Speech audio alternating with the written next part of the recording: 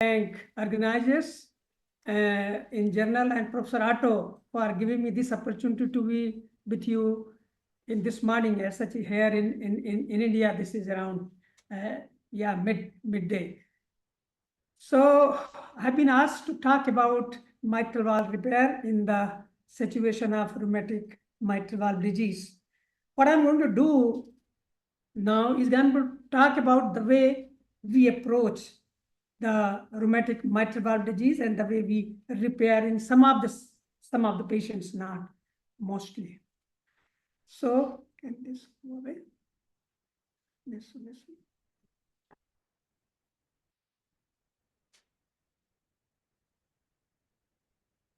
Yeah. So why repair? The question is why repair in a rheumatic situation or any mitral valve. So mitral valve repair can be procedure of choice for isolated rheumatic mitral valve disease, as it is better preserve left ventricular function by preserving the subvalvular apparatus. The repair is associated with an operative mortality less than 1%, and definitely there is a long-term survival rate equivalent to the age matched with the general population. Approximately 95% freedom from reoperation, and it avoids the risk inherent to the prosthetic heart valve, which is anticoagulation and thrombosis of the prosthetic valve. Now, when we deal with any valve, we consider three things. The one, etiology, the cause of disease. Here is a rheumatic. The lesion result from the disease, and of course, what are the dysfunction because of that disease process or lesions. In a rheumatic scenario, if you see the Carpentier functional classification, so some of the patients, they fall in type A, where there is a normal leaflet, but there is dilatation of the annulus, and these patients may require intervention. But majority of the patients who have got a rheumatic disease, they fall in the Carpentier functional classification type 3A, where there is a commissural fusion and leaflet thickening, and also the caudal thickening or fusion. So majority of the patients, they are in Carpentier functional classification 3A. Now, three fundamental principles for valve reconstructions are preserve or restore normal leaflet motion, create a large surface of coaptation, remodel and stabilize the annulus. The functional classification and segmental analysis are the fundamental for performing the reconstruction of any valves. Now the question is when to intervene and how to intervene. Now, majority of the patients who come with rheumatic valve disease in late stage, they have got a mitral stenosis. And there are basically three grades of mitral stenosis: mild, moderate, and severe. And there are some patients who are in the evolution of the process. So mostly the patient who have got a mild mitral stenosis, usually they are being treated with the preventive medications, and because they are not symptomatic, so they are not supposed to be dealt with surgical intervention. So there are two groups of patients: the severe mitral stenosis without symptoms, and the patient who has got severe mitral stenosis with the symptoms. Now, if we consider mitral valve repair in a patient who are not symptomatic and has got a severe mitral stenosis, the center who are very experienced and could able to produce 95% repair rate, they should touch these patients who are not symptomatic. And of course, the patient who are symptomatic, they must be dealt if they have got a severe mitral stenosis, either balloon mitral, surgical repair, or replacement of the valve. Now, AHA 2020 guidelines reveals that the patient who has got rheumatic mitral valve stenosis, if it is severe and they are symptomatic, but if the valve is pliable, they can go for mitral balloon valvuloplasty. But if the valve is not pliable, there is a clot and mitral regurgitation is more than 2 plus, then these are the candidates who must go for mitral valve surgery, either repair or replacement. But if there is some contraindication to the surgery, of course, then they can subject it to the balloon valvuloplasty. Now, asymptomatic patients, if they have got a pliable lesions, they of course go for balloon valvuloplasty. So, this classification or guidelines reveals that patient who has got a rheumatic lesion, has got a severe stenosis. If they have a clot, they have got a regurgitation more than 2 plus, and there are calcification, fusion, they are the candidate who has to subject it for mitral valve surgery, maybe repair. Now, if patient has got a mitral valve regurgitation, if they are symptomatic due to that, they should be subjected to the mitral valve surgery, preferably repair. Now, some of the patient who has got a contraindication for surgery, they have got a pliable lesion. Today, now we have TEER, which is transcatheter S2S mitral valve repair, then can be tried. Now, we must do a segmental analysis. We must see the LA inspection, thrombus, endocarditis, thickening, dead lesions, size of annulus, segmental function analysis of leaflets, P1 segment, and reference point. Now, important measurement one has to keep in mind is ratio between the anterior-posterior dimension of annulus and height of the anterior leaflets, height of A2 for the sizing of ring, and of course, number, shape, and position of papillary muscles in TE. Let us see how we do a rheumatic mitral valve repair in our center. Now, when we get this kind of lesions, we must consider commissurotomy. We must intervene subannulary in form of papillary muscle splitting, fenestration, decalcification, annuloplasty, and of course, debridement. Now, patients who have got restricted or stenotic lesions, there are 3 grades. Grade 1, where there is a partial fusion of commissure with preservation of the commissural cardi. Grade 2 is a complete fusion of commissure with a viable delineated between anterior and posterior leaflets. And in grade 3 is a complete fusion of 1 or 2 commissure with no visible delineation between anterior and posterior leaflets. Now, the commissural fusion is treated by commissurotomy, and we all know how to treat that. I'm not going to in detail, but the commissurotomy is one of the most important part of mitral valve repair in rheumatic scenario when we are dealing with stenotic lesions. Now, leaflet restricted motion, if the leaflet mobilization in type 3A, regurgitation is carried out by commissurotomy. And if there is associated A2 prolapse, one has to reposition the cardi. And I will show you how we do in a video subsequently. Now, some of the patients, they have a thickening, particularly anterior cusp. And Dr. Sampath Kumar from All India Institute of Medical Sciences, India, has extensively worked on this. And the rheumatic valves are usually encased in thick and often fibrotic endocardium. And the purpose of this procedure is, therefore, to gain the width of the cusp and increase its area of coaptation with other cusps, and also increase the mobility. Now, this is a patient whom we operated a couple of years back, 47-year-old female. Chief complaints were dyspnea in exertion since 7-8 months. There was a past history of rheumatic heart disease. She was non-diabetic and non-hypertensive. Lab reports were within the normal limit. The ECG reveals atrial fibrillation, which was controlled. And on echocardiogram, there was anterior mitral leaflet thickening and restricted motion of the posterior mitral leaflet. Mitral valve area by planimetry was 1.3 square centimeter, and moderate mitral regurgitation. Plan was mitral valve repair. So this is intraoperative TE pictures. And you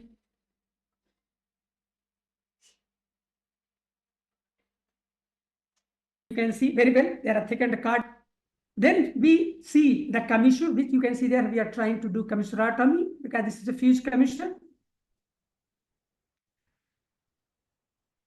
And then we are now visualizing the restricted cardae, and we are going to excise if some cardae are restricting the movement of the cusps, particularly the posterior cusps. That one has to do that. We also did a decalcification of the lesions, and here we are just releasing the restriction by just dissecting the subvalvular apparatus. Doing that, we may create regurgitation and unsupported area of leaflets. For that, we use artificial cardae. If the subvalvular apparatus is very much fused, but if there are some cardae, secondary cardae, they can be utilized for supporting some of the segment. But in this particular case, we did a decalcification. We perforated the little segment of the cusp, which we are just repairing. I just move on then further. And here you can, the further we moved on, and now we are taking the Gotex cardae to support the segment where we have excised the restricted cardaes, and then we just support the particular area of leaflets where we have created kind of unsupported area, and then eventually we check that it looks good, and then we have to support the annulus with, of course, a rigid ring, as we did in this particular case. We are using the Carpenter ring to support and remodel the annulus. We always use a rigid ring in a rheumatic scenario, as we are doing here. So friends, this is a classic case where what we did a debulking of the anterior leaflets. We excised the restricted cardae in the posterior. We did a decalcification. We did a commissurotomy. The multiple lesions were addressed.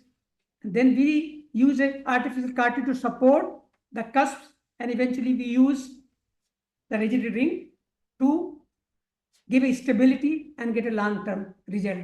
So this is a classic intervention when we get these kind of patients who have got multiple lesions, and eventually we get a very good result. This patient is in our follow-up and doing very well. You can see very good outcome. 3D picture here you can see, and looking good.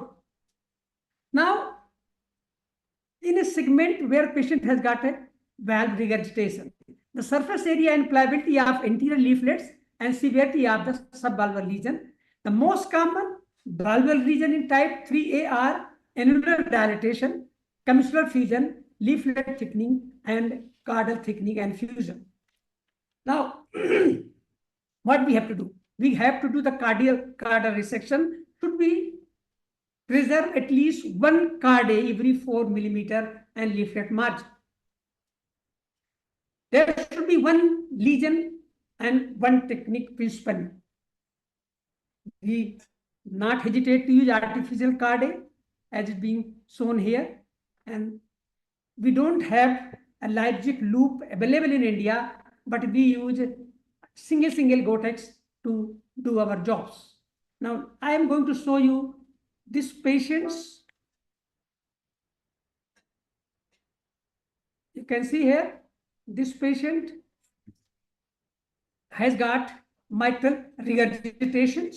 There are thickened leaflets, and there are the restricted cardae. So we are going to get that restricted cardae resected and strengthen the secondary cardae to that area, which I am going to do that. Now we are just taking a annular suture, so we have to move on. This is nothing very special. So once we did that, now we are just excising that secondary cardae, and strengthening the area which was having regurgitation. You can see here. So this was one segment, but in other segment we have also used a Gore-Tex Carde, and eventually we completed the picture, and then eventually we measured the size of ring, which we have to do that. And again, as I mentioned, we always use a rigid ring, and this is we are sizing the Gore-Tex, which is nothing very special. And eventually we use a Medtronic ring in this particular case, and eventually we got the outcome which we show you eventually. So the procedure is completed, and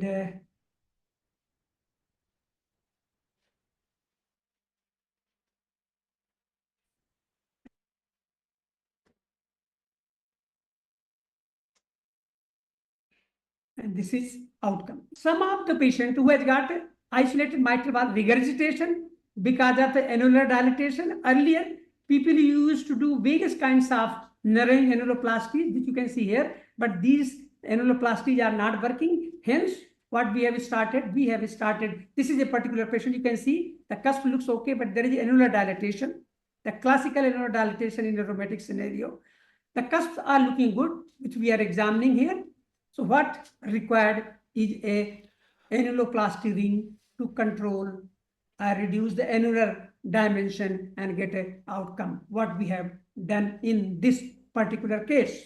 So where, just you can see here, we reach here. Now we've just used a rigid ring in this particular case, and we eventually got a good outcome. I just show you here.